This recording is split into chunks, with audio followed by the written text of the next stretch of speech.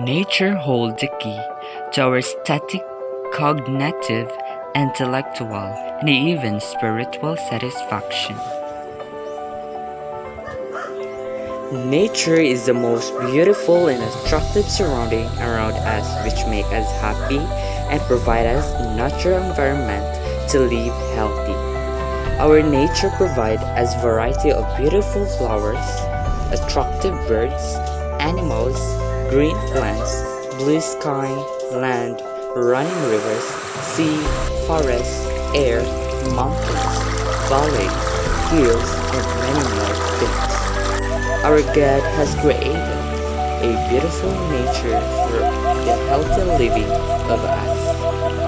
All the things we use for our living are the assets of nature which we should not spoil and damage.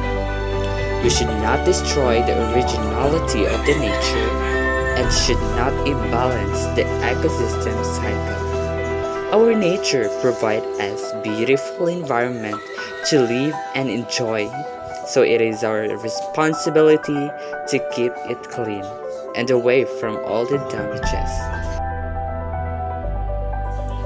Nature is the mother of all, as it helps to sustain our life. It is our companion since eternity.